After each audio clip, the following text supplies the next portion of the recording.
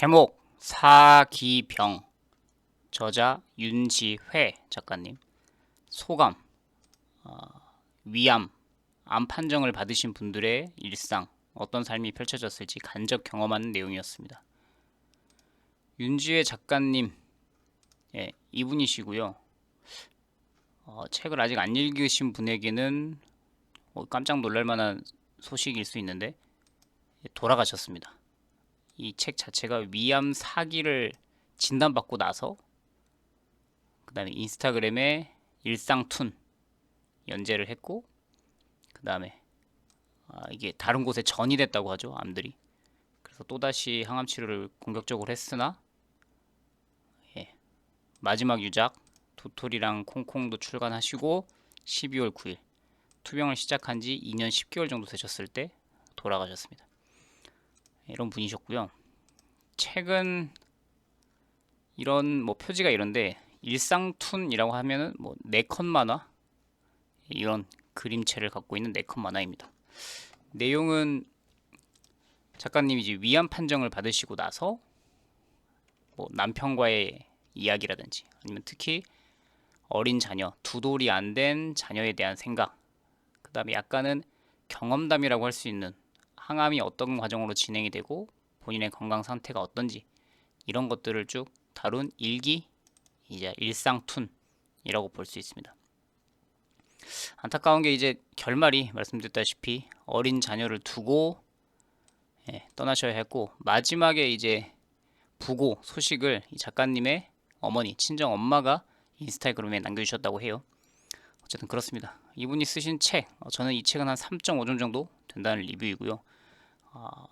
이분의 사연과 어떤 그런 감정, 마음, 이런 것들을 간접적으로 웹툰식으로 4컷 만화로 경험할 수 있었다라는 점이 이 책을 준 별점의 이유입니다. 그림책 작가이셨던 것 같아요. 아이들 책. 그래서 이렇게 많이 그동안 책을 출간했습니다. 사파, 마음을 지켜라 뿅가맨, 이 책을 아들이랑 보는 장면도 나오는데 저자이시고, 사파, 그림을 그리시는 분이죠. 사파, 저자, 본인 책도 내셨었고, 그 다음에 이제 마지막으로 방금 말씀드렸던 도토리랑 콩콩, 이게 이제 이 아들에게 주는 마지막 책이었죠. 이걸 한번 빌려서 읽고 싶어지긴 하네요. 어떤 내용으로 쓰셨을지. 그렇습니다. 그래서 혹시나 왜냐면 우리가 암에 걸리신 분들의 일상을 다루거나 그분들이 어떤 마음가짐을 그 기간 동안, 투병 생활 동안 겪는지 이걸 알기가 어렵죠.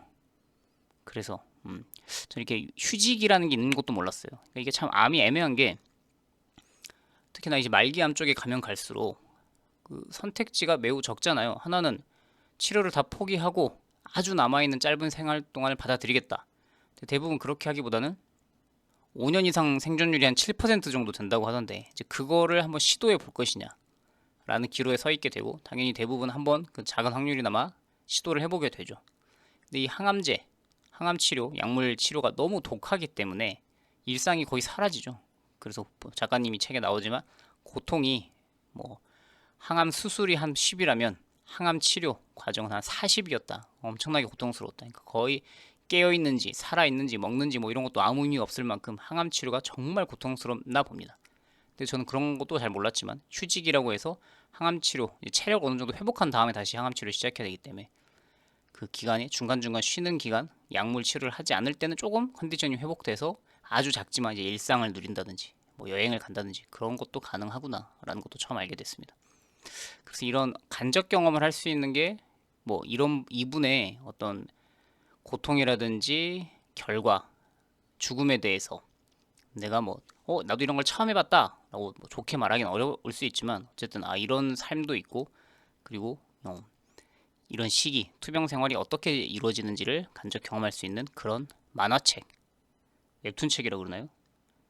인터넷에 있던 만화, 그림을 책으로 출간한 것을 읽어보았습니다.